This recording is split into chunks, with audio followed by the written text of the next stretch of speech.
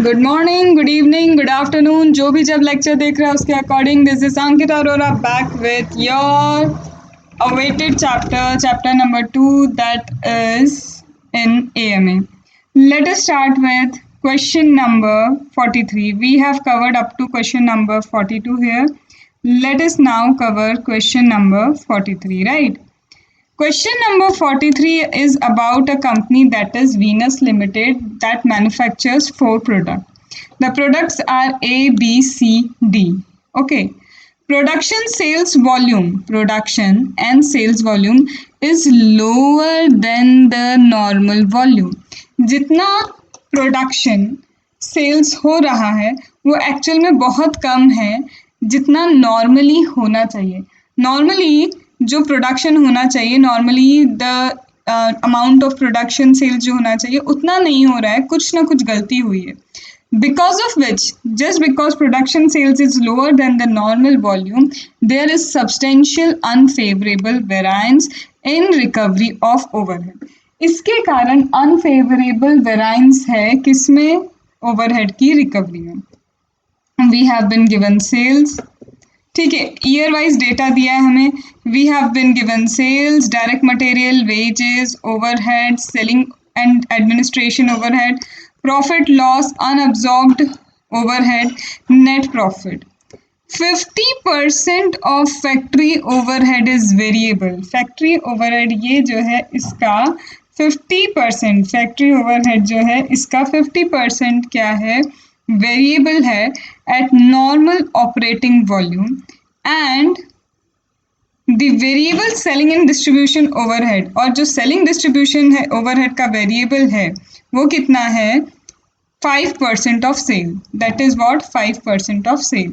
तो यहाँ दिया है कुछ data, sales, material, wages, overhead, factory के सेलिंग एंड डिस्ट्रीब्यूशन ओवरहेड वगैरह हमें दिए हैं. अनअब्जॉर्ब्ड ओवरहेड दिया है कि इतना अब्जॉर्ब नहीं हो पाया because there was calculation mistake जिसके कारण सेल्स एंड प्रोडक्शन कम आया, तो अनफेवरेबल चीजें आई हैं.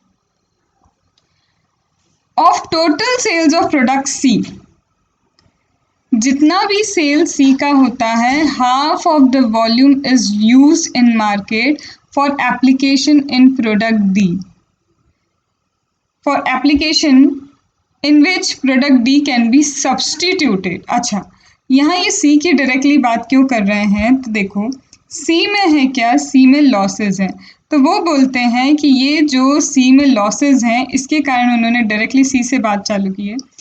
Out of the total sales of product C, C का जितना भी सेल्स है उसका आधा कहाँ यूज होता है? मार्केट में यूज होता है for applications in which product D, और इसकी जगह चाहे तो हम प्रोडक्ट डी यूज कर सकते हैं. जहां ये यूज हो रहा है प्रोडक्ट सी की जगह प्रोडक्ट डी यूज हो सकता है. दस if product C is not available, the sales of product D can increase by 100 lakh without any change in fixed selling expense. यहाँ पे सेलिंग एक्सपेंस कुछ चेंज नहीं होगा, जहाँ सी लग रहा था वहाँ डी लगा दो और इससे डी के सेल्स में इंक्रीमेंट आएगा 100 लाख से, and there will be no change in fixed selling expense. And then out of total sales of product C, out of the total sales of product C, about 25% is sold with product A. Total product जो है, total sale C का होता है, उस sales जो सी का हो रहा है उसमें से 25% प्रोडक्ट ए के साथ ही सेल होता है. Customer will not be able to substitute product D and so the sales of product A will reduce by 12.5%. कुछ कस्टमर ऐसे हैं जो सी की जगह डी यूज़ नहीं कर सकते, जिसके कारण ये जो प्रोडक्ट ए के साथ प्रोडक्ट सी सेल हो रहा था साथ में, तो इसका इफेक्ट ये होगा कि प्रोडक्ट ए की भी डिमांड 12.5% से कम होने वाली है. In the event of total discontinuance of product C, अगर हम पूरी तरह से प्रोडक्ट सी हटा देते हैं तो fixed factory and selling and distribution administration overhead reduce होगा 20 लाख से. Alternatively, if production and sales of product C is maintained, लेकिन अगर हमने sales and production C का maintain किया to the extent of 25% of present level as to serve product A, product ए को सर्व करने के लिए हमें जितना सी चाहिए that is 25% of service of product ए जितना बिक रहा है उसका 25% अगर हम सी बना के चले तो फिर फिक्स्ड कॉस्ट में तब भी रिडक्शन आएगा, लेकिन 10 लाख। बिल्कुल डिसकंटिन्यू कर दो तो फिक्स्ड कॉस्ट 20 लाख कम हो जाएगी। सी को उतना बनाओ जितना ए के लिए ज़रूरी है तो 10 लाख की फिक्स्ड कॉस्ट कम होगी। देन यहाँ बोला है स्टेटमेंट बनाओ अगर प्रोडक्ट सी कंटिन्यू होता है, टोटली डिसकंटिन्यू होता है या फिर कंटिन्यू होता है प्रोडक्ट ए को जितनी रिक्वायरमेंट है उसके अकॉर्डिंग। एंड देन बोल रहे हैं make your recommendation on course of action to be taken by company with such comment as you may like to offer. आप बताइए फिर क्या करना चाहिए। सो दिस इज़ वॉट एक प्रोडक्ट सी है, लॉस मेकिंग है, उसके लिए कुछ चीज़ें दी, या तो उसे कम्प्लीटली डिसकंटिन्यू कर दें या फिर क्या करें उसे 25% जितना ए में ज़रूरी है उतना रखें, या फिर क्या कर सकते हैं यहाँ पे एक और चीज़ दी है कि सी को सब्सटीट्यूट कर सकते हैं डी से और ऐसा करने से डी के सेल्स 100 लाख से इंक्रीज हो जाएंगे लेकिन फिक्स्ड कॉस्ट में कोई चेंज नहीं आने वाला है। ठीक है, तो चले क्वेश्चन आई होप समझ में आया कि सी को लेके सारी कहानी है। तो let us start and do the solution.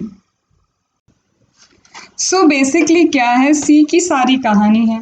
सी को या तो आधा डिसकंटिन्यू कर दें तो डी की सेल्स बढ़ जाएगी, या फिर क्या करें 25% जितना मतलब ए है, ए के लिए सी की ज़रूरत पड़ती है तो हम क्या कर सकते हैं सी को उतना बना सकते हैं जितना प्रोडक्ट ए को नीड है। फिर बात आती है किसकी, या तो पूरी तरह से डिसकंटिन्यू कर दो या तो क्या कर दो आप उसे कंप्लीटली डिसकंटिन्यू कर देंगे तो भी बात बन जाएगी। अब करना क्या है, तो क्या करें, तो उसके लिए but obvious we have to prepare a statement that shows financial implication, मतलब प्रॉफिट तो देखना ही पड़ेगा कम होगा या ज़्यादा होगा। तो डिपेंडिंग ऑन द प्रॉफिट देख के ही हम समझ पाएंगे कि हमें करना क्या है। अब यहाँ बात कही कि फिक्स्ड कॉस्ट में कुछ सेविंग होगी 10 लाख की, यहाँ बोला 20 लाख की, तो एक्चुअल फिक्स्ड कॉस्ट कितनी है वो देखें। तो एक्चुअल फिक्स्ड कॉस्ट सिर्फ अगर सी की देखें तो सी की तो एक्चुअल फिक्स्ड कॉस्ट अरे रे रे रे रे यहाँ तो दी नहीं है, क्योंकि यहाँ दिया है फैक्ट्री ओवरहेड का 50% जो है फिक्स्ड कॉस्ट होता है, तो यहाँ पे और दिया है सेलिंग एंड एडमिनिस्ट्रेशन ओवरहेड का भी कुछ फिक्स्ड कॉस्ट है। फिर यहाँ दिया है अनअब्जॉर्ब फिक्स्ड कॉस्ट भी है यहाँ पे, इसका मतलब अभी मुझे नहीं पता फिक्स्ड कॉस्ट कितनी है, तो सबसे पहले हम टोटल फिक्स्ड ओवरहेड कैलकुलेट करते हैं। So we will calculate what total fixed overhead. Factory overhead कितना है, तो हमें पता है फैक्ट्री ओवरहेड 444, जिसमें से हमें दिया है in the question it is given that 50% is variable, so 50% variable we have subtracted from the total, now we get balanced fixed overhead. This is balanced fixed overhead, right. अब इसके बाद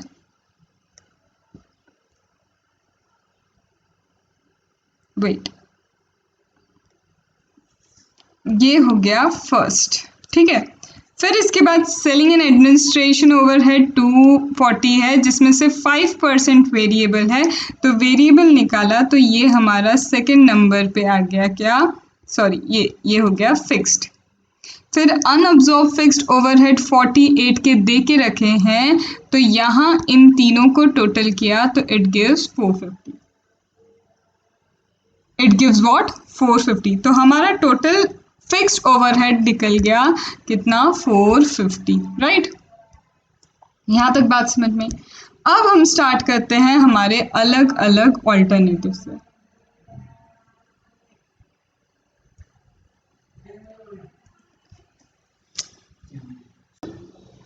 सो financial implication if we continue product C, अगर हम product सी को continue करते हैं तो सबसे पहले देखो क्वेश्चन में यही बोला है, अगर आप प्रोडक्ट सी को कंटिन्यू कर रहे हैं तो आपको एक फाइनेंशियल इम्प्लीकेशन के लिए टेबल बनाना है, राइट।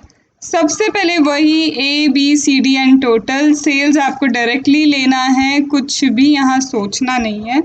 यहाँ पे सीधे सीधे यहाँ जो ये फिगर दिया है वो उठा के डालना है, बस यहाँ फिक्स्ड एंड वेरिएबल कॉस्ट का बाइफर्केशन हो जाएगा, उससे ज़्यादा नया कुछ नहीं है।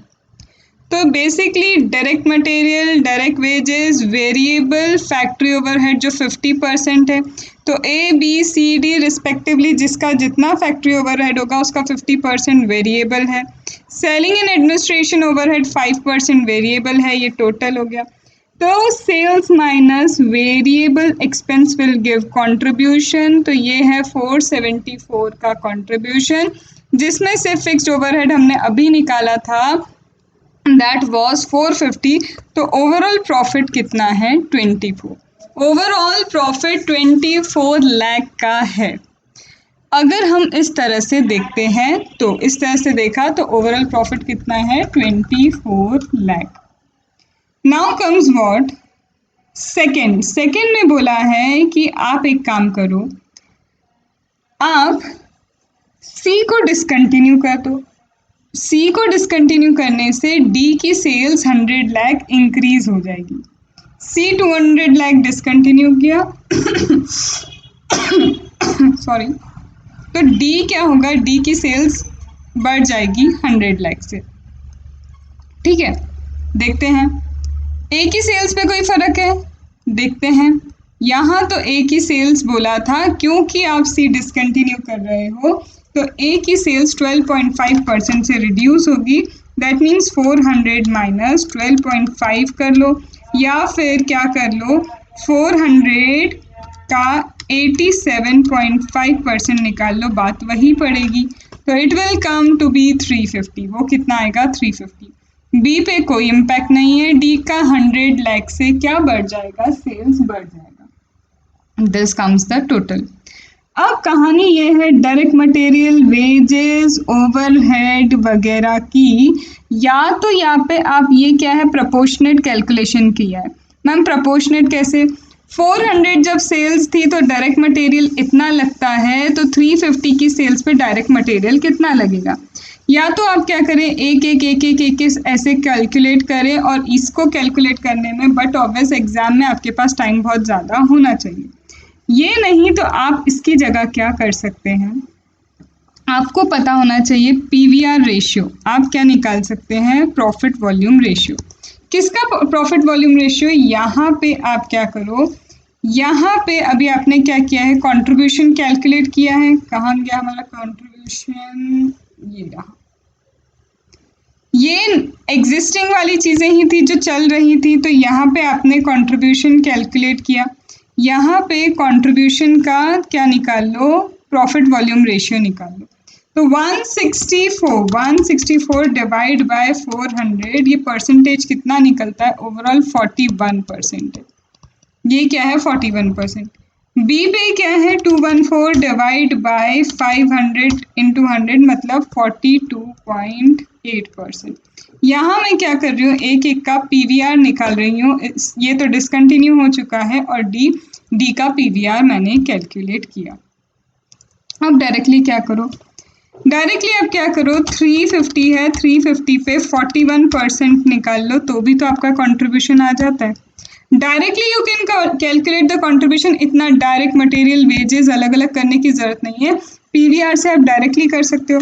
500 का कितना निकला था, आई गेस 42.8 था, तो ये देखो 214 500 इंटू 42.8% लगाया, तो आपका कंट्रीब्यूशन निकल गया। सिमिलरली डी के लिए कंट्रीब्यूशन निकालो, मतलब यहाँ पे आप इसको स्किप कर सकते हो। फिर ये टोटल किया, फिक्स्ड ओवरहेड बोला था कि अगर आप क्या करते हैं, सी को डिसकंटिन्यू कर रहे हैं, लेकिन कितना किस तरह से डिसकंटिन्यू कर रहे हैं, ए की क्या हो रही है, रिडक्शन हो रहा है प्राइस में, और डी की वैल्यू बढ़ रही है, तो आपको प्रॉफिट, आपको फिक्स्ड कॉस्ट में सेविंग होगी कितनी, 20 लाख से। तो पहले हमारी फिक्स्ड कॉस्ट 450 थी, अब उसको 20 लाख की सेविंग ली, तो ये बन गया 430। This will give you profit like this. Now see, इसे ध्यान नहीं रख रहे हैं क्योंकि मैं डायरेक्टली आपको बता रही हूँ, तो ये तो वही है, आपको फिक्स्ड कॉस्ट कैसे कैलकुलेट करना है, फिक्स्ड ओवरहेड। अब आता है यहाँ पे सी जो है, सी को कंटिन्यू करो, इतना कंटिन्यू करो जितना ए को ज़रूरत है, ए की ज़रूरत के हिसाब से सी को क्या करना है, हमें कंटिन्यू करना है। ओके, तो लेट अस कंटिन्यू सी अकॉर्डिंगली जितना प्रोडक्ट ए को ज़रूरी है। अब यहाँ पे जब हम क्या कर रहे हैं, हम कंटिन्यू करते हैं सी को, प्रोडक्ट सी है, प्रोडक्ट सी को हम क्या कर रहे हैं, कंटिन्यू कर रहे हैं, ठीक है, और उतना बना रहे हैं जितना प्रोडक्ट ए के लिए रिक्वायरमेंट है। तो यहाँ पे कैसे पता चलेगा प्रोडक्ट ए की रिक्वायरमेंट कितनी है, तो बोला है कि प्रोडक्ट सी जितना बनता है अब उसके 25% बनेगा।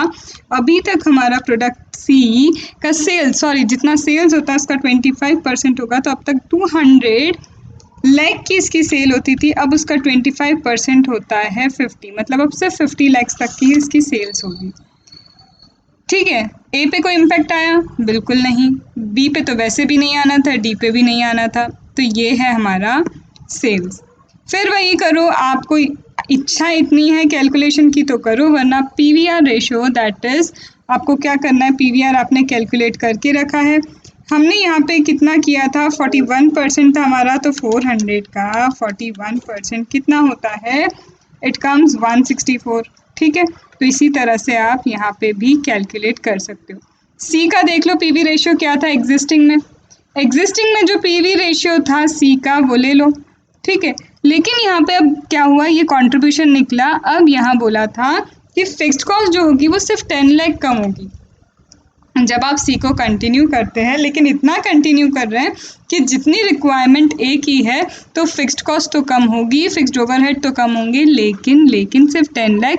तो हमने कैलकुलेट किया था 450 है, उसमें से आप 10 लाख माइनस करेंगे, आपको मिल जाएगा ये, दिस इज प्रॉफिट। अब आप इतने समझदार हैं, आप कंपैरिजन कर सकते हैं और कंपेयर करके बता सकते हैं, यहाँ 24 लाख था, यहाँ 43.5 हुआ, यहाँ 63.5 हुआ, इसका मतलब सी प्रोडक्ट को कंटिन्यू करना 25% तक बेनिफिशियल होने वाला है। ठीक है, that is question number 43। Hope समझ में आया, इजी था, बहुत इजी था, बस समझने वाली बातें थी छोटी मोटी, और लॉजिक ये था कि कैसे भी यहाँ पे कैलकुलेशन कम करना था, तो अननेसेसरी कैलकुलेशन क्यों करें जब हम पीवीआर निकाल सकते हैं।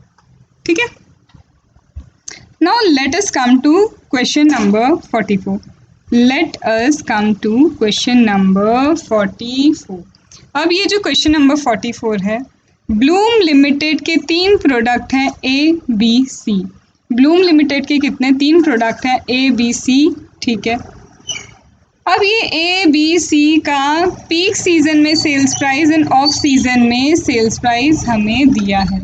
ए बी सी का पीक सीजन में जो सेल्स प्राइस है और ऑफ सीजन में जो सेल्स प्राइस है हमें दे के रखा है।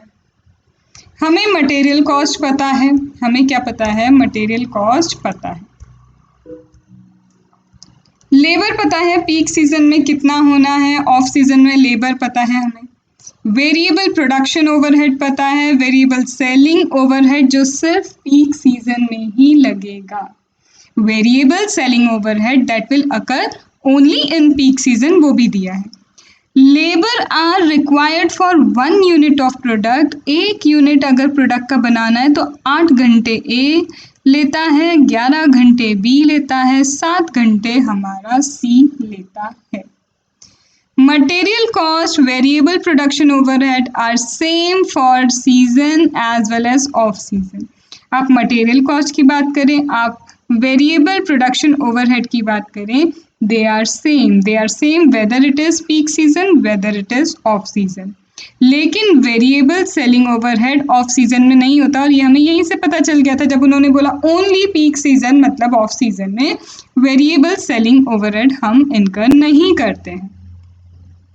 फिक्स्ड कॉस्ट 26,780 है हर सीजन की, जिसमें से 2,000 सैलरी है टेक्नीशियन की जो सिर्फ प्रोडक्ट बी के लिए। स्पेसिफिक फिक्स्ड कॉस्ट का फिर से कॉन्सेप्ट है, 26,780 की फिक्स्ड कॉस्ट में 2,000 जो टेक्नीशियन की सैलरी है वो पूरी तरह डेडिकेटेड है प्रोडक्ट बी के लिए, एंड 4780 जो अमाउंट है फिक्स्ड कॉस्ट का वो प्रोडक्ट सी के लिए है, वो आफ्टर सेल्स वारंटी और फ्री मेंटेनेंस के लिए लगता है। फिक्स्ड कॉस्ट में से इसका मतलब 6780, इन दोनों को टोटल करोगे आप तो 780 आएगा, ये दोनों को टोटल करेंगे तो 6780 की जो कॉस्ट है वो स्पेसिफिक है, 2000 is only for B and 4780 is only for C, right. ठीक है, इसका मतलब अब 20,000 की कॉस्ट ऐसी है फिक्स्ड कॉस्ट जो अवॉइडेबल नहीं है, बाकी 6780 की अवॉइडेबल फिक्स्ड कॉस्ट है। इतना मुझे अभी समझ में आया क्योंकि वो स्पेसिफिक है। Labour force can be interchangeably use, labour इतनी अच्छी है हमारी कि ए बी सी कहीं भी आप यूज करो वो काम कर सकती है, कोई दिक्कत नहीं। पीक सीजन में there is labour shortage, but obvious है जब पीक सीजन है और लेबर हर काम कर सकती है तो शॉर्टेज भी है। मैक्सिमम लेबर आर हमारे पास सिर्फ 1617 है, 1617 सिर्फ इतने ही लेबर आवर्स है कि फैक्टर लेबर आर आ गया। ड्यूरिंग ऑफ सीजन लेबर तो फ्रीली अवेलेबल है, but demand is limited to a की 100 यूनिट, बी की इतनी यूनिट, सी की इतनी यूनिट। बात समझो, लेबर तो बहुत सारी है ऑफ सीजन में, लेकिन डिमांड पे लिमिटेशन आ गई, और जब ऑफ सीजन नहीं था तो लेबर आवर्स पे लिमिटेशन थी हमारे पास, तो कहीं ना कहीं प्रोडक्ट मिक्स तो दोनों में बनेगा, पीक सीजन में भी बनेगा, ऑफ सीजन में भी बनेगा। ये क्वेश्चन का यही रिक्वायरमेंट आने वाली है, यहीं से समझ जाओ। और यहाँ बोल रहे ए बी सी इतना इतना बेच सकते हैं with production facility limited to this, बेच इतना सकते हो लेकिन प्रोड्यूस सिर्फ 215 ही कर सकते हो। आप सेल कर सकते हो 100, 115, 135, लेकिन प्रोडक्शन की लिमिट है 215। ठीक है, देखते हैं आगे। अब यहाँ पे वही देखो क्या पूछा है, उन्होंने बोला है best product mix during the peak season for maximum profit and maximum profit for off season. वही है, प्रोडक्ट मिक्स ऐसा बनाओ कि पीक सीजन में मैक्सिमम प्रॉफिट हो, एंड सेकेंड इज आपका मैक्सिमम प्रॉफिट होना चाहिए ऑफ सीजन में। मैक्सिमम प्रॉफिट कहाँ होना चाहिए? ऑफ सीजन में। यहाँ तक बातें समझ में आई होंगी, ठीक है। चलो फिर हम बनाते हैं हमारा मैक्सिमम प्रॉफिट। हम क्या बनाते हैं? हमारा maximum profit during peak season कितना होगा, हम उस पर वर्किंग करते हैं। अब देखो यहाँ पे एक आने वाली है दिक्कत, यहाँ पे ये क्वेश्चन बहुत इंपॉर्टेंट है, स्टार मार्क कर लो क्योंकि यहाँ तुम्हें दिक्कत आएगी इसके कॉन्सेप्ट को समझने में। तो यहाँ पे स्टार मार्क कर लो, ये बड़े बड़े दो जो मैंने स्टार बनाए हैं स्टार मार्क करो, क्योंकि यहाँ एक छोटा सा कॉन्सेप्ट आएगा और वो कॉन्सेप्ट समझने में तुम्हें हो सकता है कि खुद से समझने में थोड़ी सी एक्सेप्टेबिलिटी की प्रॉब्लम आ जाए। ठीक है, चलो अब हम बनाते हैं क्या, statement of contribution. Statement of contribution ये तो हमें पता ही है, हमें रैंकिंग करनी है, तो रैंकिंग के लिए हमें क्या करना होगा, हमें कंट्रीब्यूशन चाहिए। और कंट्रीब्यूशन मुझे किस लिए चाहिए? लेबर आवर्स के रिस्पेक्ट में, बिकॉज लेबर आर हमारे की फैक्टर हैं, राइट। तो ये रहा हमारा सेलिंग प्राइस पर यूनिट। ये तो मतलब मैं डायरेक्टली बोल रही हूँ आपको, क्योंकि ये तो आप डायरेक्टली देख सकते हो कि हमें कंट्रीब्यूशन निकालना है, मतलब sales price minus variable cost. ये डायरेक्ट आपको यहीं मिल जाएगा, कहीं इधर उधर देखने की जरूरत नहीं है। बस पीक सीजन है तो पीक सीजन का सेल्स प्राइस लेना है, और यहाँ पे पीक सीजन में सेल्स ओवरहेड आएगा, बाकी लेबर का कॉस्ट है तो पीक सीजन वाला ही उठाना, गड़बड़ बस उसमें मत कर देना। ये आ गया मेरा कंट्रीब्यूशन। अब मुझे आवर्स पता है, एक यूनिट को बनाने में ए को 8 आवर्स लगते हैं, बी को 11 आवर्स लगते हैं, सी को 7 आवर्स लगते हैं। तो ये रहा मेरा कंट्रीब्यूशन पर labour our. This is my contribution पर लेबर आवर, और मैंने कंट्रीब्यूशन के बेसिस पे करी ranking. This is the ranking based on what? Based on contribution, right. अब देखो, सुनो मेरी बात, तुम बोल रहे हो क्या कि रैंकिंग करना है, रैंकिंग कर दी हमने फर्स्ट सेकंड थर्ड, ठीक है। अब यहाँ पे आगे देखो ये क्या निकल रहा है, ये है जनरल ओवरहेड। ये है स्पेसिफिक ओवरहेड। जनरल ओवरहेड हमें पता है 20,000, हमने अभी समझा था कैसे होगा क्वेश्चन करते वक्त कि 26,780 की टोटल फिक्स्ड कॉस्ट है, जिसमें से 2,000 ओनली फॉर प्रोडक्ट बी है and 4,780 only for product C है। तो यहाँ है स्पेसिफिक फिक्स्ड कॉस्ट। यहाँ कहानी आती है किसकी? स्पेसिफिक फिक्स्ड कॉस्ट की। अब यहाँ देखो, यहाँ पे मेरी बात समझना और सुनना अच्छे से। ये रही स्पेसिफिक फिक्स्ड कॉस्ट और यहाँ पे मैंने निकाला ब्रेक इवन पॉइंट। मैंने क्या निकाला? Break even point in units. यहाँ पे ए है तो ए पे तो 20,000 लगेंगे ही लगेंगे। इनफैक्ट 20,000 ए बी सी सबके लिए है। Divide by contribution per unit, तो ये बीईपी है 200। ठीक है, यहाँ पे 22,000 क्यों? क्योंकि 20,000 तो कॉमन है लेकिन 2,000 स्पेसिफिक है। डिवाइड बाय कंट्रीब्यूशन, यहाँ पे 20 + 4,780 that is specific plus unavoidable, divide by contribution per unit, ये आ गया बीपी। मैम बीपी क्यों कैलकुलेट किया? बीपी इसलिए कैलकुलेट किया क्योंकि यहाँ पे आर्स लिमिटेड है, राइट? आर्स यहाँ पे क्या है? लिमिटेड है। अब मैं देखो, मेरे पास 1617 आर्स है। मेरे पास टोटल आर्स कितने हैं? 1617 आवर्स हैं। और 1617 आवर्स अगर मैं यहाँ पे हाईएस्ट रैंकिंग वाले को लगाती हूँ तो 1617 डिवाइड बाय 7, तो यहाँ बनते हैं 231 यूनिट्स। यहाँ मैक्सिमम कितने बनेंगे? 231 यूनिट्स बनेंगे। क्या यहाँ तक बात समझ में आई आपको? बात बहुत सिंपल है कि यहाँ पे फर्स्ट रैंकिंग इसे जाती है। अकॉर्डिंग टू फर्स्ट रैंकिंग मुझे लगता है फिर 1716 आवर्स जो अवेलेबल है सारे के सारे इसको दे दूँ तो एक यूनिट बनाने में 7 आवर्स लगते हैं, तो टोटल सिर्फ 231 यूनिट्स बन पाएगी, जबकि ब्रेक इवन पॉइंट 236 है। इसका मतलब ये है कि अगर आप 236 यूनिट सेल नहीं कर पाते तो नो प्रॉफिट नो लॉस की सिचुएशन पे आप आ जाएंगे। इसका मतलब है आप नो प्रॉफिट नो लॉस की सिचुएशन पे आ जाएंगे। तो यहाँ पे ऑल्दो रैंकिंग फर्स्ट है बट मैं क्या नहीं कर सकती? आई कांट गो विथ सी।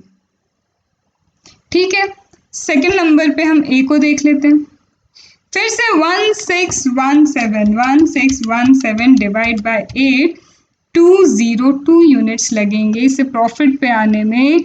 तो यहाँ तो सिर्फ क्या हो रहा है, यहाँ पे बन पाएंगे 202 यूनिट्स। यहाँ पे कितने बन पाएंगे? 202 यूनिट्स मैक्सिमम बन पाएंगे।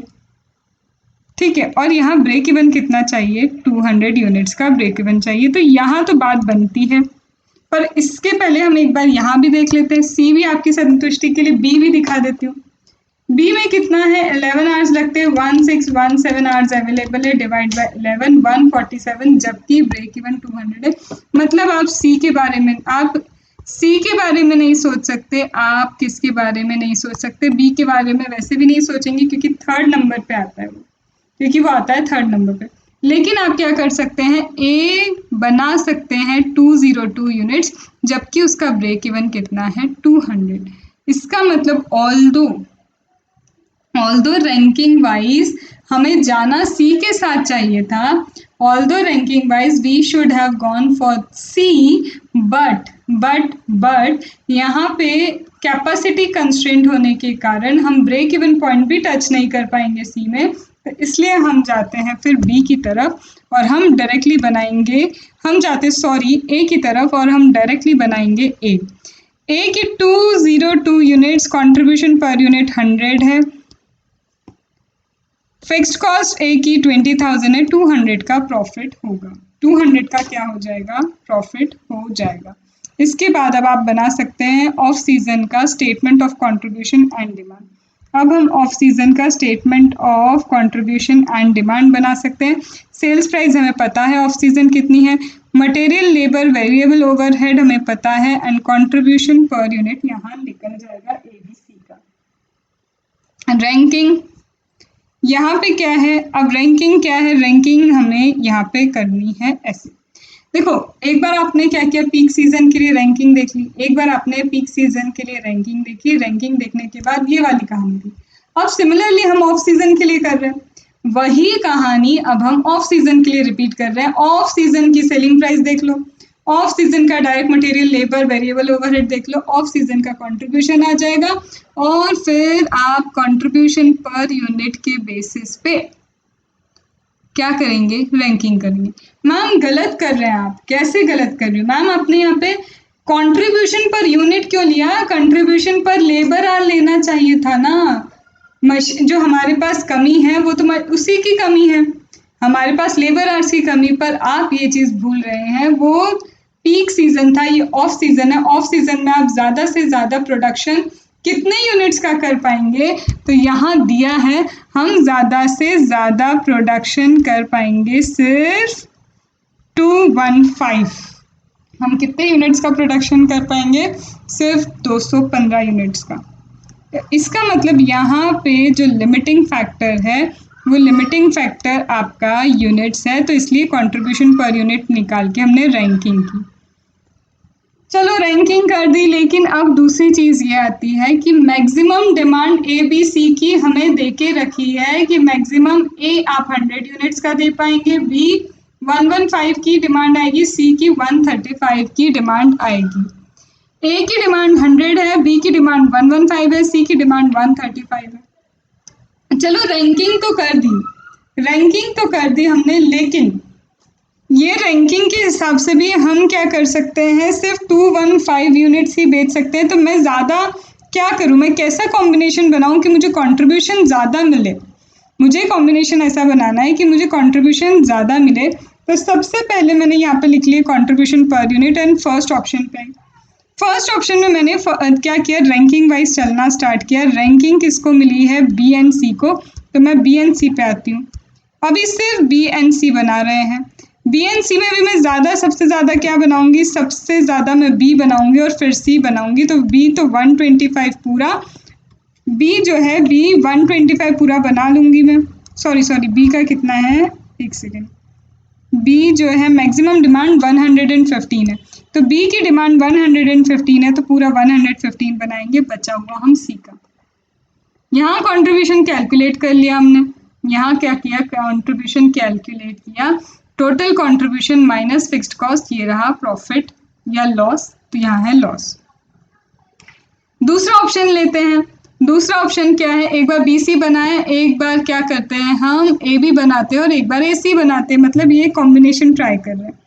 यहाँ पे हमने अब ए बी बनाया, तो यहाँ पे ए और बी में जिसका ज़्यादा कंट्रीब्यूशन है वो पूरा बनेगा, मतलब बी का कंट्रीब्यूशन ऑब्वियसली ज़्यादा होगा, वो पूरा बनेगा और ए कम बनेगा। इसका कंट्रीब्यूशन निकाला, फिक्स कॉस्ट से माइनस किया, ये प्रॉफिट है। सिमिलरली अब ए और सी बनाएंगे, तो ए और सी में सी का ज़्यादा कंट्रीब्यूशन है, इस तरह से contribution and fixed cost minus करके देख लेंगे। तो हमारे अकॉर्डिंग हमें ऑप्शन नंबर 2 पे यहाँ जाना चाहिए, क्योंकि यहाँ पे प्रॉफिट सबसे ज़्यादा है। So this is question number 44। ये आपका क्वेश्चन नंबर 44 है। ऑफ सीजन में आपने यूनिट वाइज देखा है और पीक सीजन में आपने लेबर आवर्स को लिमिटिंग फैक्टर रख के देखा है। Coming to question number 45, this is, as I already told you, will be your homework. That's so easy that you have already done in IPCC. और इसके बाद भी लग रहा है कोई दिक्कत आ रही है, कमेंट में आप बता देना कि मैम इस चीज़ की दिक्कत आ रही है या फिर इस क्वेश्चन में दिक्कत है। अगर दिक्कत होगी तो मैं फिर ये अलग से वीडियो बना के सॉल्व करके बता दूँगी। So you have to particularly mention in comment अगर आपको लग रहा है कि ये वाला आपसे सॉल्व नहीं हो पाएगा तो। नाउ 46 बहुत छोटा है और बहुत इजी है। यस इजी है, छोटा है, करते हैं। Now starting with problem number 46। Problem number 46 में अब क्या क्या कहा है, पहले अब हम वो समझते हैं। बहुत इजी सा क्वेश्चन है, बहुत ज़्यादा कुछ इसमें है नहीं। बोलते हैं फ्यूचर लिमिटेड मैन्युफैक्चर करता है एक प्रोडक्ट दैट इज एन, और ये जो प्रोडक्ट एन बन रहा है इसके एक यूनिट को बनाने के लिए 3 कंपोनेंट लगते हैं and that is P Q R. ये जो प्रोडक्ट एन है इसे सेल करते हैं हम 37.50 पर यूनिट। यहाँ पे फ्यूचर लिमिटेड के यहाँ पे क्या है, 2 डिवीजन है, ठीक है। प्रोडक्शन डिवीजन क्या करता है, प्रोड्यूस करता है सारे तरह के component that is PQR and अभी फुल कैपेसिटी 42,000 मशीन आर की it is utilizing. Future limited product कौन सा बना रहा है, फ्यूचर लिमिटेड प्रोडक्ट बना रहा है एन लिमिटेड। कौन सा, एन लिमिटेड, सॉरी एन जो है एन इसका प्रोडक्ट है।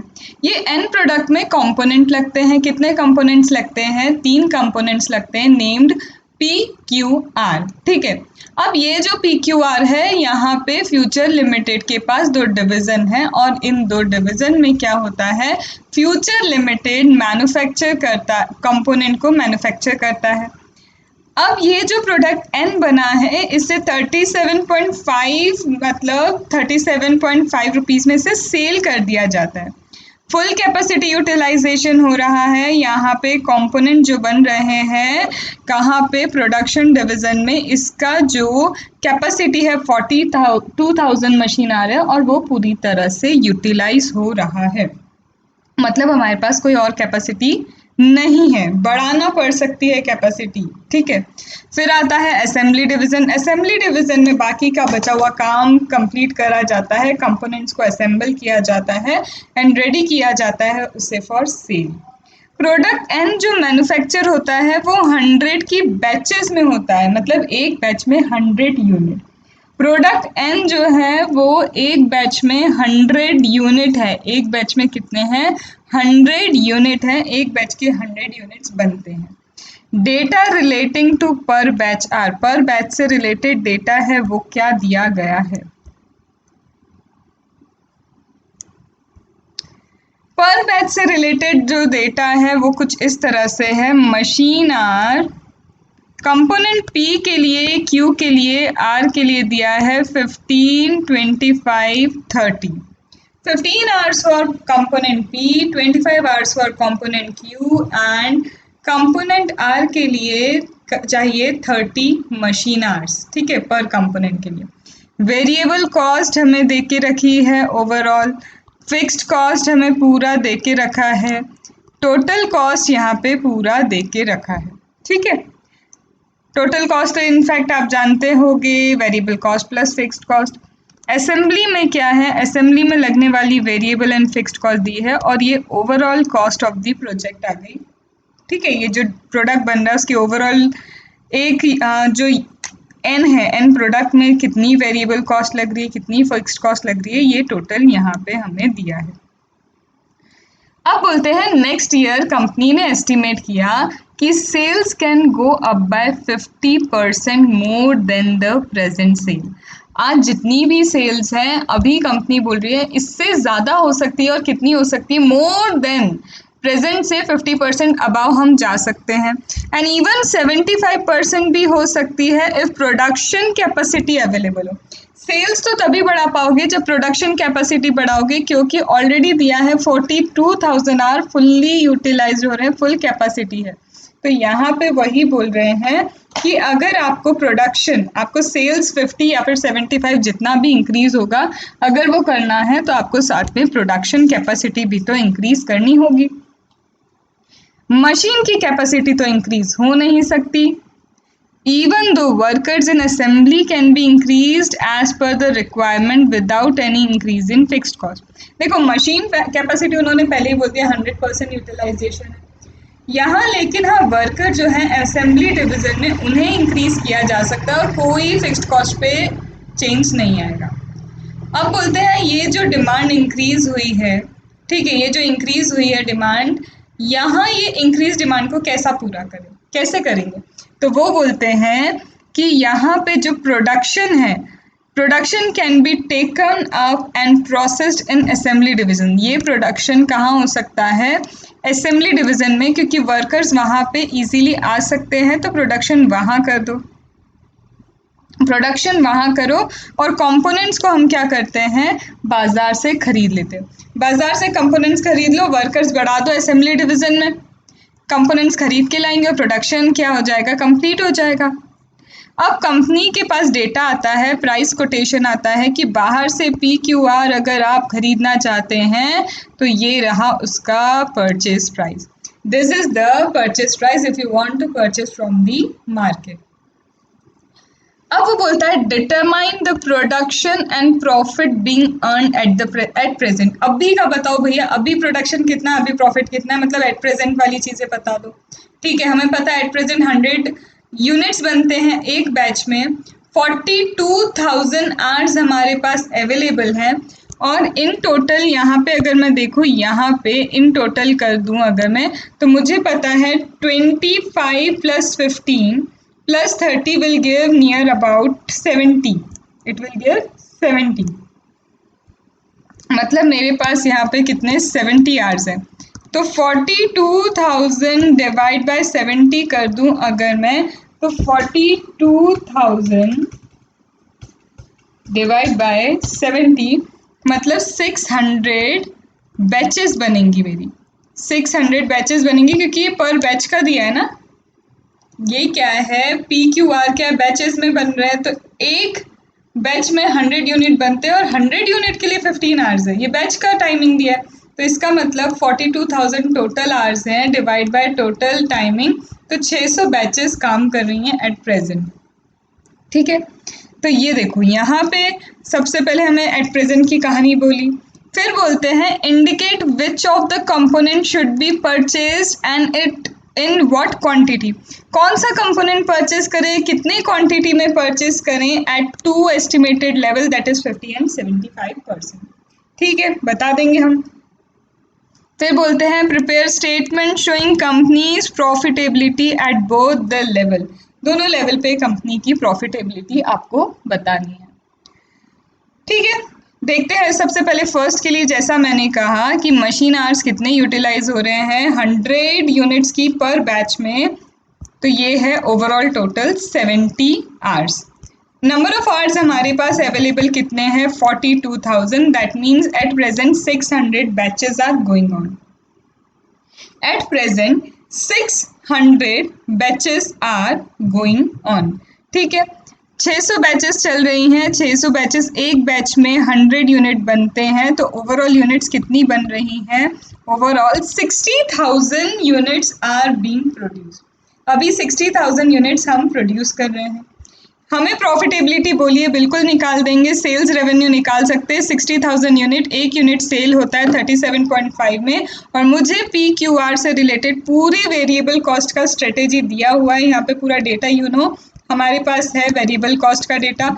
जस्ट आपको तो पुट करना है यहाँ पे कि PQR, और असेंबली के लिए कॉस्टिंग कितनी दी है 800, ये दे के रखी। 325 क्या है, ये तो फिक्स्ड कॉस्ट है। असेंबली में 800 वेरिएबल, ये देख के रखा। कंट्रीब्यूशन, और यहाँ पे आपने फिक्स्ड कॉस्ट जो है, ओवरऑल फिक्स्ड कॉस्ट कितनी है आपकी, ओवरऑल 1100 की फिक्स्ड कॉस्ट है। यहाँ पे कितना है ओवरऑल फिक्स्ड कॉस्ट कितनी है, जस्ट मिनट। P में फिक्स्ड कॉस्ट है 150, Q में फिक्स्ड कॉस्ट है 175, एंड R में फिक्स्ड कॉस्ट आपकी आती है कितनी 450। 150, 175 एंड 450, ये आपकी क्या है, यहाँ की फिक्स्ड कॉस्ट है। एंड 325 फिक्स्ड कॉस्ट आती है आपकी किसकी, असेंबली की। अब यहाँ पे मुझे क्या करना है, यहाँ पे 600 बैच के लिए, 600 बैच के लिए कितना होगा, तो मुझे पता है ऑलरेडी वहाँ एक बैच के लिए कॉस्टिंग दी है, तो यहाँ पे 600 बैचेस के लिए मुझे कॉस्टिंग निकालनी है, तो 600 इंटू 1100, ये आ गया आपका fixed cost. This will give you the profit, ये आ गया आपका प्रॉफिट। क्या यहाँ तक ये बहुत सिंपल है, इसमें कोई दिक्कत आई, इसमें कोई दिक्कत आई? अब हम आगे आते हैं, आगे बोला है कि ये बताओ, क्या बताओ कि कौन सा खरीदे हम, PQR कंपोनेंट है, हम कौन सा कंपोनेंट खरीदें, तो ये हमें बताना होगा। अब एक चीज देखो, यहाँ पे वेरिएबल कॉस्ट के बेसिस पे हम कंपेयर कर लेते हैं।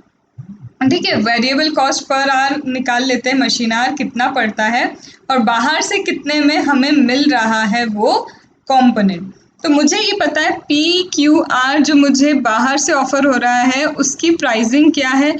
मैम वहाँ तो 5.55 लिखा था, 7 था, 8.4 था, तो भाई वो एक यूनिट के लिए था।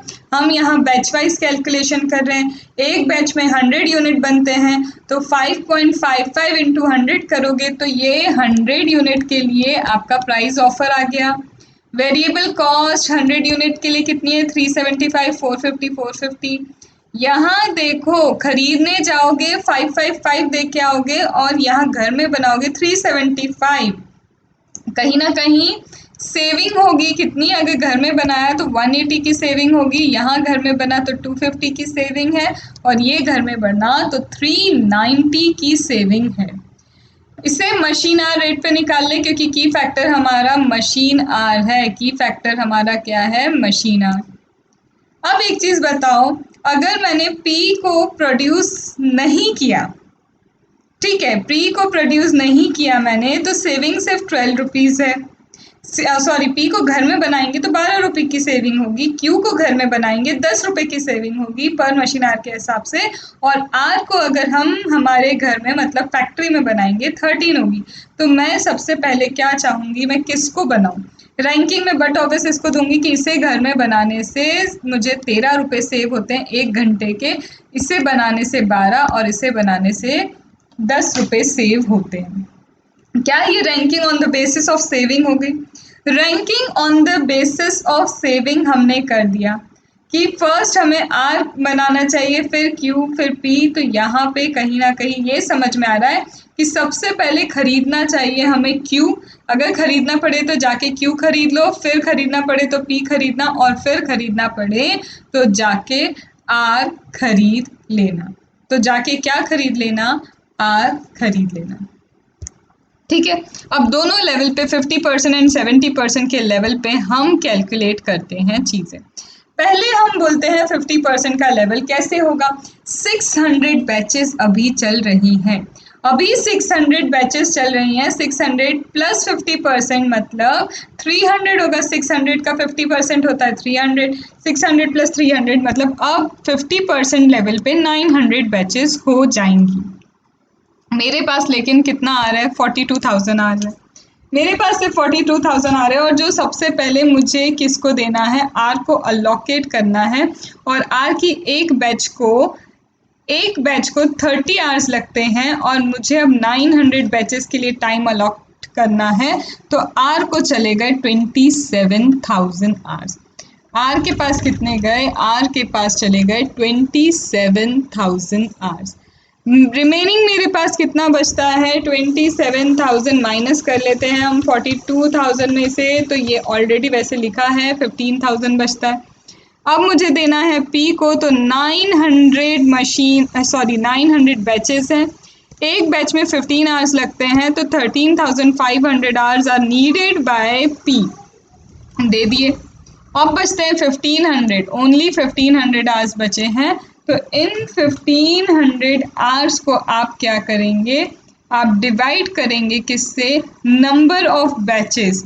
आप डिवाइड किससे करेंगे, सॉरी, जो आपके पास टाइमिंग बचा है, कितना टाइम बचा है, ओवरऑल टोटल टाइमिंग है 1500, एक बैच के लिए 25 आवर लगते हैं, तो कितनी बैचेस काम ले पाएंगी, कितनी बैचेस हो पाएंगी, सिर्फ 60 बैचेस हो पाएंगी।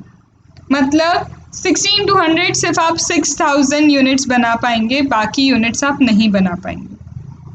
इसका मतलब क्यू परचेस होगा, इसका मतलब मेरा क्यू होगा परचेस।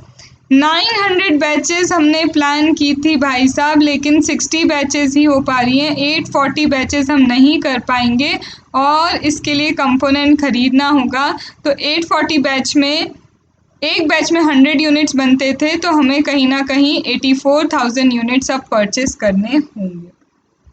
ठीक है, सिमिलरली आप 1050 के लिए निकाल लो जो 75% है।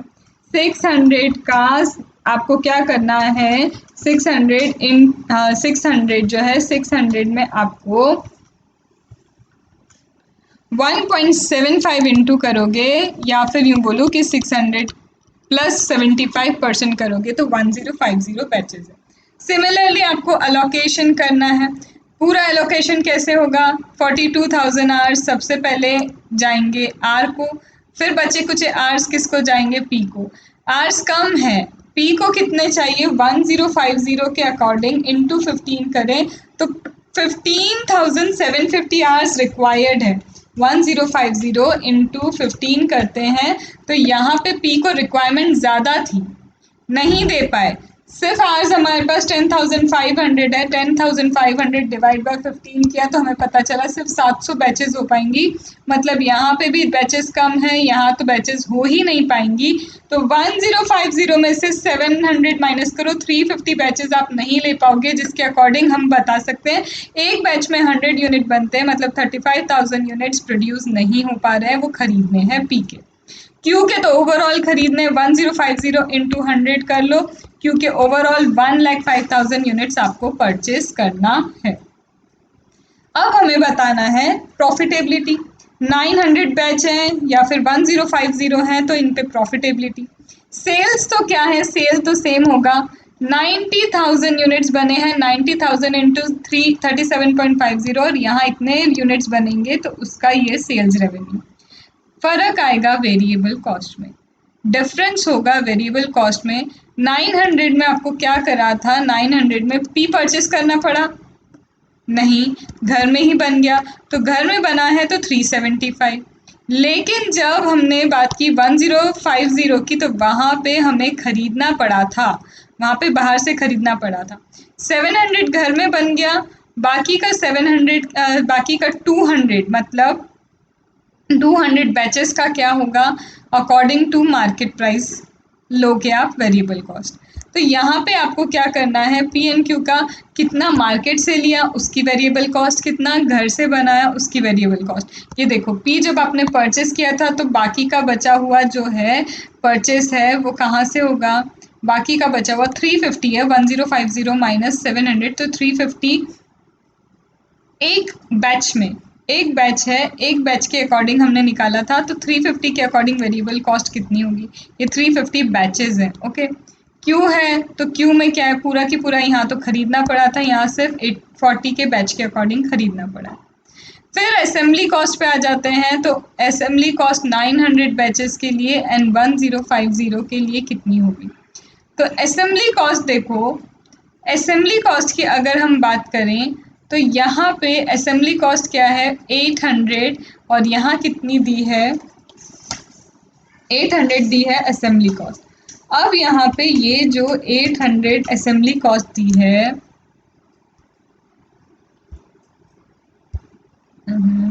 एक मिनट कहाँ गया? यस, ये असेंबली कॉस्ट, एक चीज़ बताओ यहाँ 7,20,000 कैसे आ रहा है?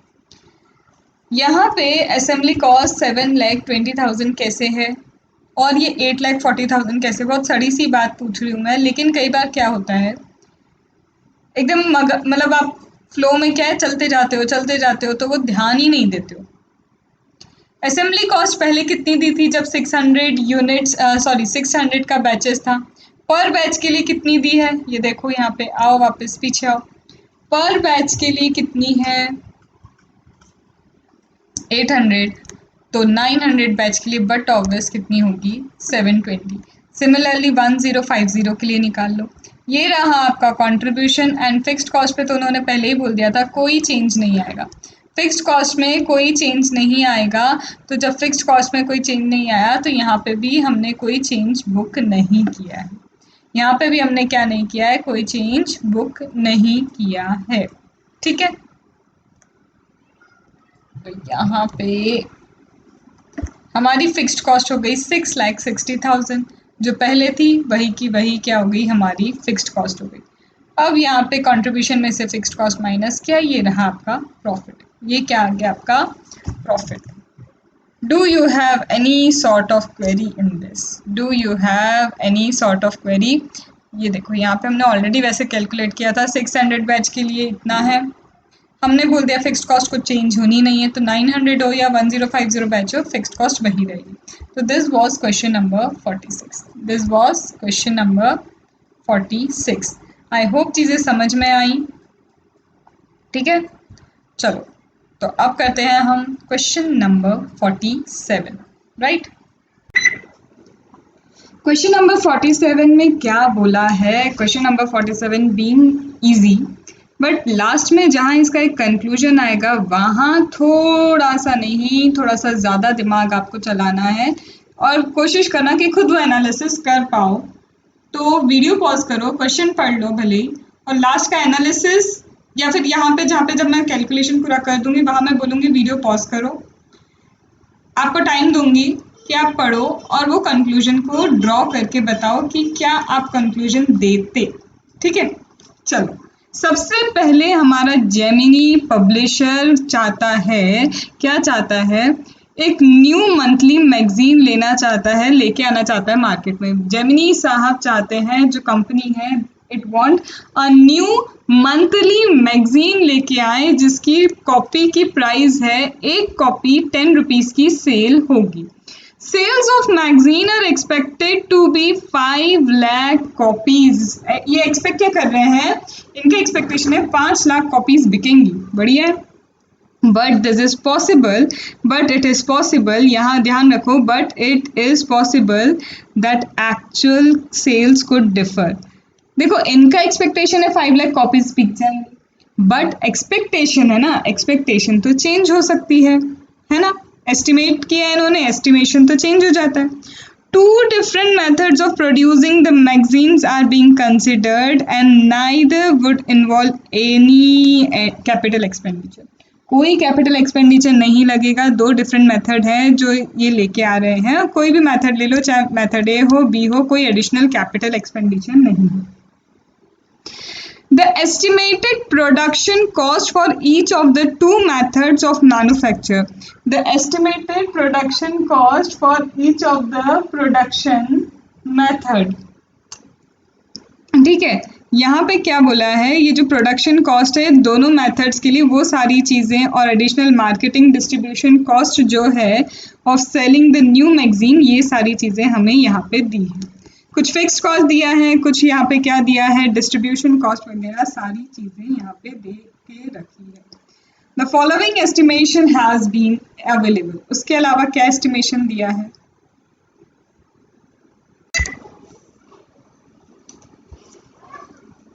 अब यहाँ पे कुछ और एस्टिमेट दिए। देखो यहाँ पे मेथड ए में क्या दिया है, कुछ वेरिएबल कॉस्ट दी है, स्पेसिफिक फिक्स्ड कॉस्ट दी है, सेमी वेरिएबल कॉस्ट दी है। ठीक है, बोल के ही दे दिया भैया सेमी वेरिएबल कॉस्ट है, बहुत अच्छी बात है, कोई दिक्कत नहीं है। फिर कुछ और एस्टिमेट है और वो एस्टिमेट ऐसे हैं। It may be assume that fixed cost content of semi variable cost will remain constant. Semi variable जो है, सेमी वेरिएबल का जो फिक्स्ड कंटेंट है वो कोई चेंज नहीं होना है throughout the range of activity.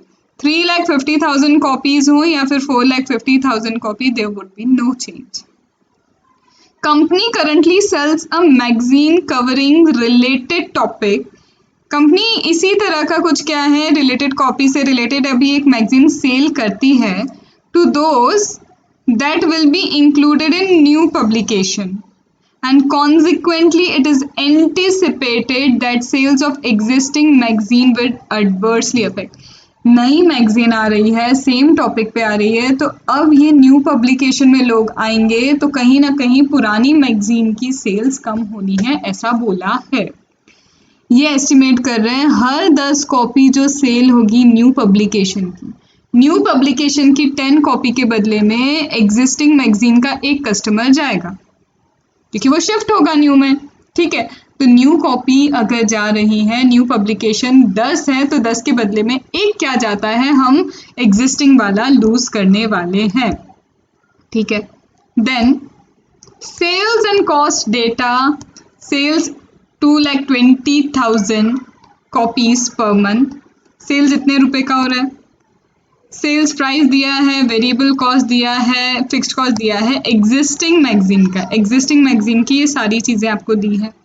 ये एग्जिस्टिंग मैगजीन की सारी चीज़ें आपको दे रखी है और ये नई मैगजीन के लिए मेथड के रिलेशन में आपको डेटा दिया है। अब आपको क्या कैलकुलेट करना है? Calculate for each production the net increase in company profit which will result from introduction of new magazine. Calculate for each production, हर एक प्रोडक्शन जो रहा है, calculate for each production net increase in company profit, company का profit कितना increase होगा, whether method A हो whether method B हो। तो हर प्रोडक्शन के लिए आपको क्या करना है, आप अगर 5 लाख कॉपीज बना रहे हैं, आप 4 लाख ले रहे हैं, आप 6 लाख, कितनी, ये अलग अलग एक्टिविटी लेवल दिया और इसके एक्टिविटी लेवल के अकॉर्डिंग आपको प्रॉफिट ऑफ द कंपनी बताना है। फिर बोला है हर प्रोडक्ट मेथड के लिए calculate for each production method the amount by which sales volume of new magazine, sales volume of new magazine could decline from anticipated 5 lakh copies per month, from anticipated 5 lakh copies per month before the company makes an additional profit from introduction of new publication। देखो दो चीजें पूछी उसने, एक तो बोला है profit पे क्या डिफरेंस आएगा अगर 5 लाख कॉपीज बन रही हैं, 4 लाख कॉपीज है, 6 लाख कॉपीज है। सेकंड बोलता है calculate for each production method, production method A हो या प्रोडक्शन मेथड बी हो, amount by which sales volume of new magazine could decline. हम न्यू मैगजीन जो है, न्यू मैगजीन जो आप लेके आ रहे हैं, हम कितनी कम करें वो न्यू मैगजीन, वो न्यू मैगजीन में कितनी कम कर सकती हूँ from 5 lakh copies per month. हमने एंटिसिपेशन 5 लाख कॉपीज का किया, मैं 5 लाख कॉपीज को कितना कम कर दूं, कितना कम कर दूं before the company makes an additional profit from introduction of new publication. Ma'am ये क्या लिखा है, ये तो कुछ समझ नहीं आ रहा। यहाँ पे समझने की बात ये है, मैंने आपको कहा था कहीं ना कहीं आपको क्या होगा, एक कंक्लूजन फॉर्म यहाँ पे जो करने में कुछ सोचना पड़ेगा। अब देखो यहाँ पे ये इंटरलिंक कैसे समझो, ये बोल रहे हैं कि मेथड ए बी जो भी है वो बोल रहे हैं हमें एडिशनल प्रॉफिट लेके आना है, हमें तो ज़्यादा प्रॉफिट चाहिए, तो ये बता दो कि 5 लाख कॉपीज से हम कितनी कॉपीज कम कर सकते हैं कि हमें प्रॉफिट ज़्यादा मिल जाए, हमें क्या मिल जाए, प्रॉफिट ज़्यादा मिल जाए। तो हम कितना डिक्लाइन करें न्यू मैगजीन को, कितना कम कर सकते हैं, ठीक है, एडिशनल प्रॉफिट होने चाहिए। तो वो चाह रहे हैं कि हमें तो एडिशनल प्रॉफिट चाहिए, हमें ये बताओ अगर 5 लाख हमने एंटिसिपेट किया तो एंटिसिपेशन चेंज हो सकता है, एंटिसिपेशन चेंज हो सकता है, तो बोल रहे चेंज ऑफ एंटिसिपेशन कितना हो सकता है कि हमें तो प्रॉफिट चाहिए, और फिर कंक्लूजन देना है। सबसे पहले तो इन्होंने बोला है कि 5 लाख 4 लाख 6 लाख पे इन्हें प्रॉफिट चाहिए, तो सबसे पहले calculation of net increase in companies profit, जब मेथड ए यूज कर रहे हैं या फिर हम मेथड बी यूज कर रहे हैं, तो मेथड ए यूज कर रहे हैं तो मेथड ए पे सो द कैलकुलेशन सबसे पहले हमें किसका करना है, हमें करना है, देखो फर्स्ट बोला है कैलकुलेशन करना है हमें profit of the company, net profit जो है, net increase in company profit, overall company का प्रॉफिट कितना इंक्रीज होता है अगर न्यू मैगजीन के 5 लाख कॉपी, 4 लाख कॉपी या फिर 6 लाख कॉपी आते हैं। अब न्यू मैगजीन को इंट्रोड्यूस करने के दो मेथड है, method A method B, but क्या यहाँ पे ऐसा तो कुछ नहीं दिया है कि आपको मेथड ए से कैलकुलेशन दिखाना है या बी, तो हमें तो पता है कि हमें दोनों से करना है। फिर तो यहाँ है हमारा कैलकुलेशन, कैलकुलेशन किस चीज़ का, calculation of net increase in company profit, company profit कितना इंक्रीज होगा। मेथड ए पे जाते हैं तो यू नो वेरी वेल हमें प्रॉफिट निकालना है, मतलब सेल्स माइनस वेरिएबल कॉस्ट, मतलब contribution minus fixed cost will give net profit, मिल जाएगा। हम आते हैं कंपनी ए पे, मेथड ए पे, मेथड ए में भी क्या है, वो बोल रहे हैं या तो 5 लाख कॉपी सेल करेंगे या 4 या फिर 6। कंट्रीब्यूशन पर कॉपी कितना है, कंट्रीब्यूशन पर कॉपी कितना है, ये कैसे निकला, तो कंट्रीब्यूशन निकला है हमारा sales minus variable cost. Contribution कैसे निकला, कंट्रीब्यूशन निकला सेल्स माइनस वेरिएबल कॉस्ट। अब देखते हैं कि वेरिएबल कॉस्ट कितनी दी है, मुझे सेल्स प्राइस कितना दिया है, तो जहाँ तक मुझे याद आता है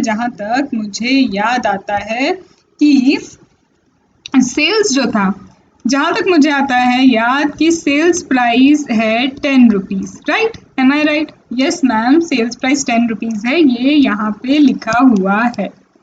वेरिएबल कॉस्ट मैम 5.50 है, 5.50 हो गया वेरिएबल कॉस्ट, ठीक है। मेथड ए में वेरिएबल कॉस्ट क्या है 5.50, तो ये मेरी क्या हो गई 10 माइनस 5.5, मतलब मेरे लिए कंट्रीब्यूशन है।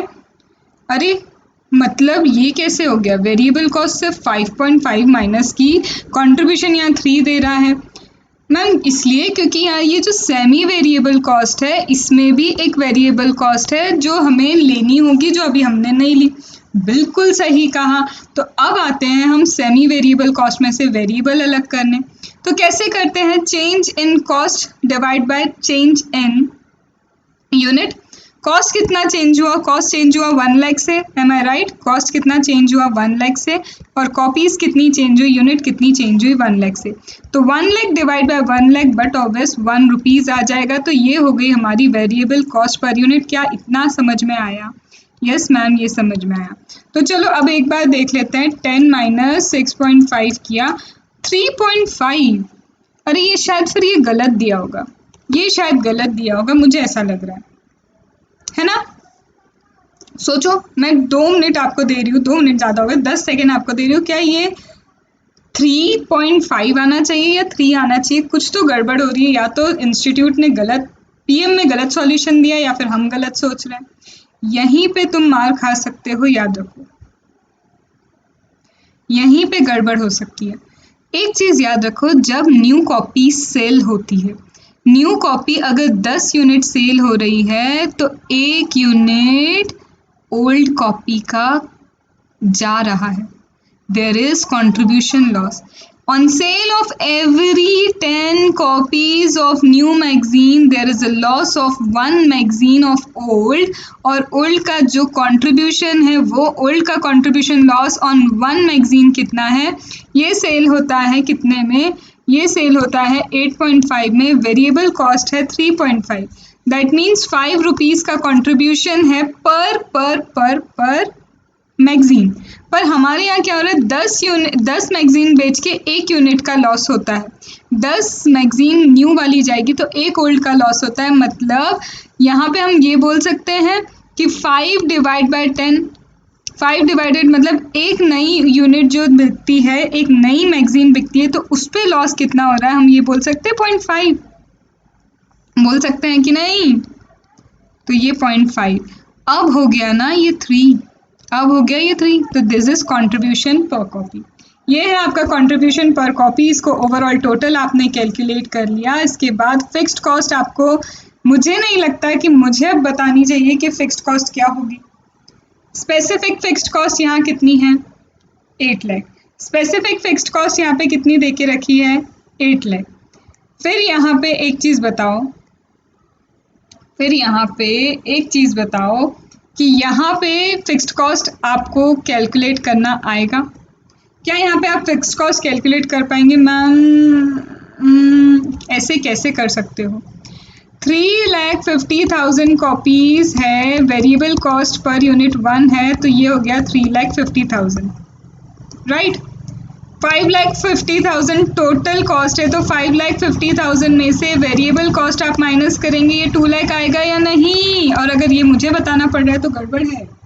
तो 8 लाख प्लस 2 लाख 10 लाख 10 लाख 10 लाख।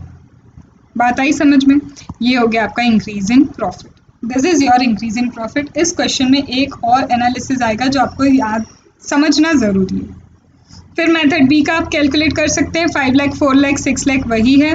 कंट्रीब्यूशन निकाल पाओगे आप? अब फिर से कंट्रीब्यूशन निकाल पाओगे, वेरिएबल कॉस्ट लो, यहाँ पे वेरिएबल कॉस्ट कितनी है 5 रुपीज़, यहाँ से आप वेरिएबल कॉस्ट पर यूनिट निकाल लो और कंट्रीब्यूशन लॉस ले लो, तो कंट्रीब्यूशन लॉस तो वही रहेगा हमारा 0.5 और ये निकल जाएगा 4। फिर इसी तरह से total contribution minus total fixed cost, you will gate net increase in profit. You will get what? You will gate net increase in profit. ये वही calculation, net increase in profit. ये हो गया हमारा first part complete.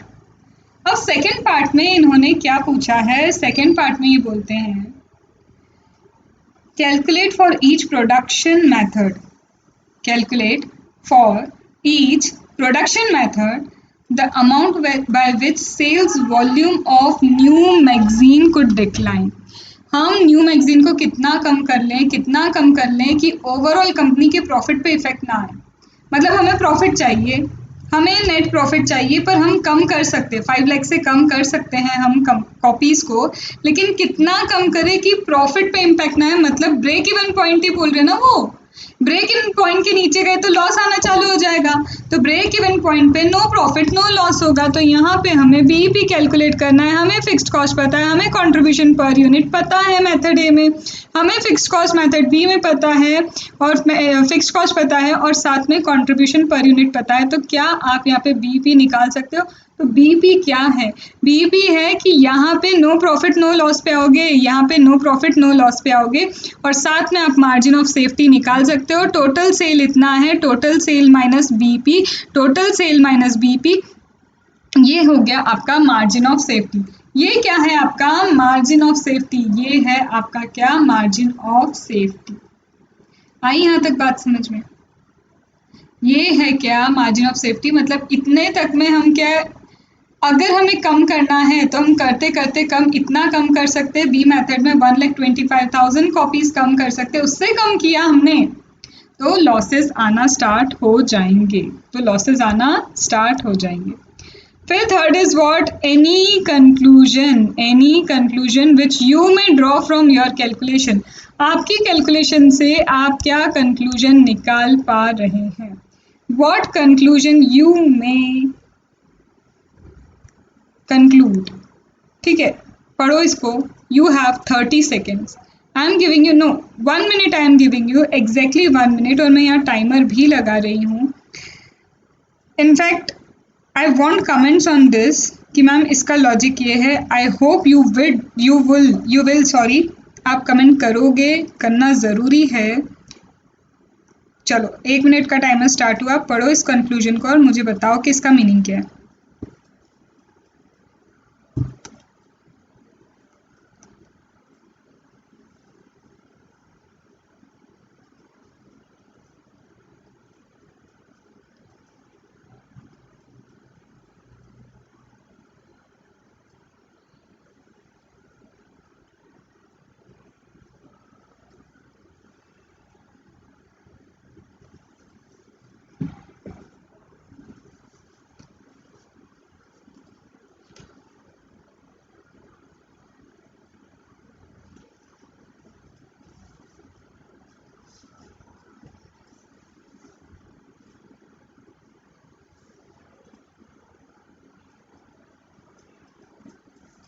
Ten seconds left.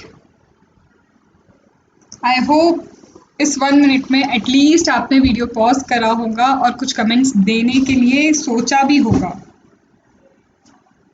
चलो, can you listen? I have actually, सच में मैंने टाइमर लगाया था।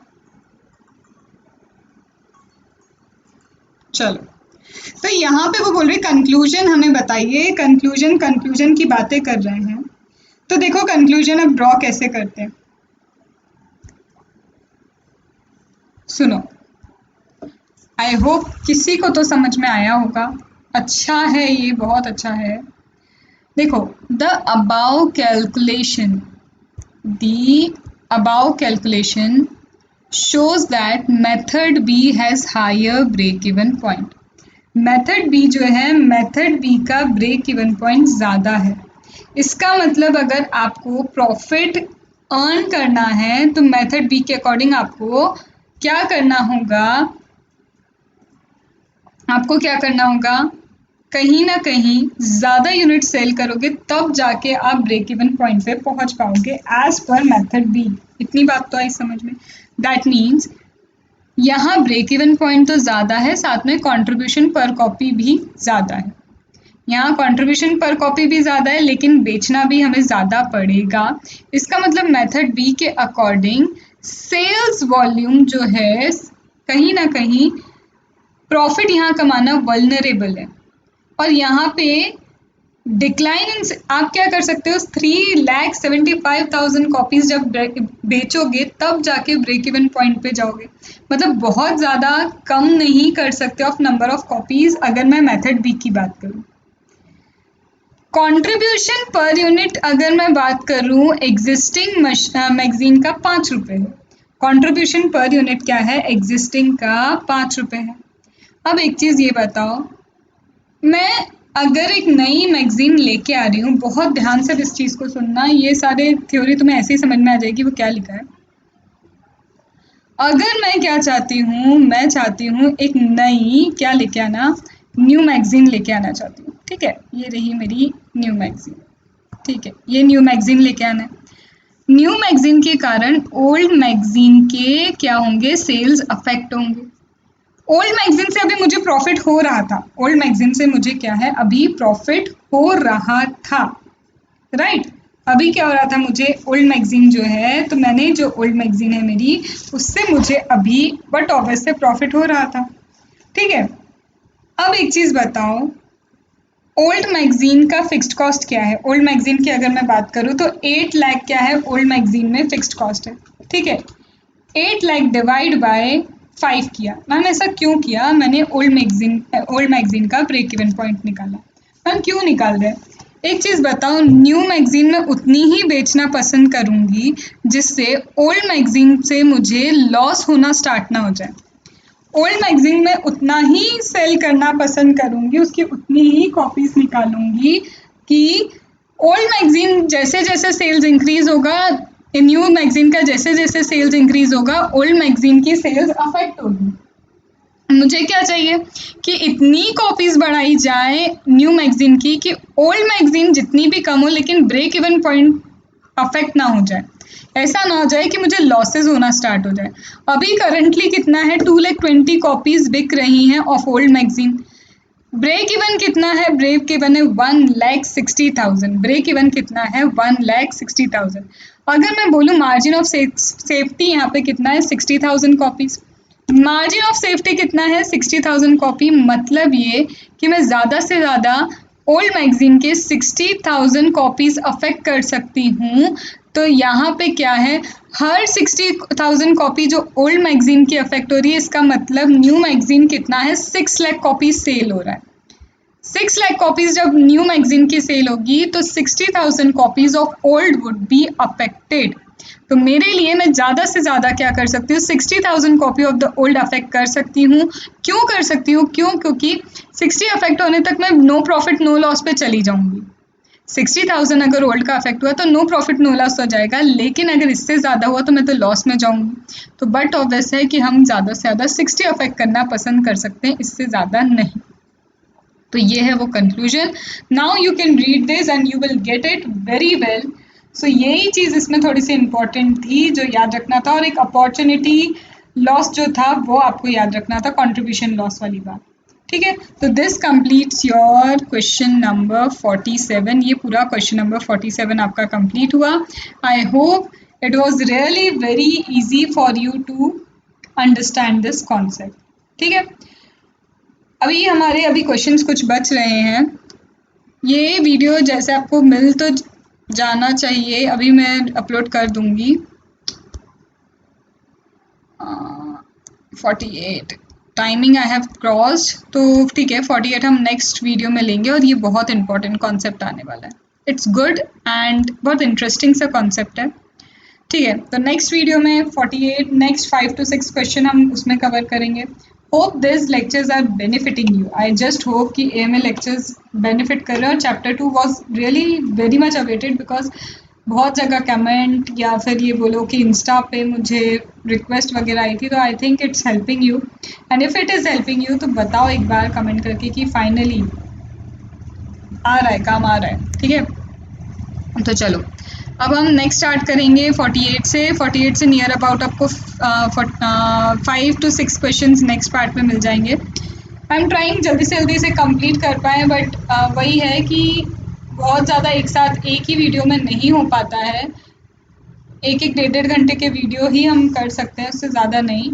तो ठीक है, आप लोग एक बार, अगर आपको पार्ट्स देखने में दिक्कत आती है कि इधर उधर पार्ट्स दिख रहे हैं, फर्स्ट पार्ट कहीं है, थर्ड कहीं है पर्सनल ट्यूटर पे, तो उसकी जगह आप स्टडी मेड इजी मेरा ही चैनल है, आप उस पर जाओगे तो वहाँ सिर्फ CA फाइनल वालों के लिए वो चैनल है, and that is for second group only, जहाँ पे कस्टम GST DT सारे के सारे सब्जेक्ट्स के मेरे वीडियोस हैं। तो वहाँ पे आपको क्रोनोलॉजी मिल जाएगी, और वहाँ पे सिर्फ डेडिकेटेड CA सेकेंड ग्रुप के लिए वो चैनल है, तो आपको इतना ज़्यादा सर्च करने में दिक्कत नहीं आएगी।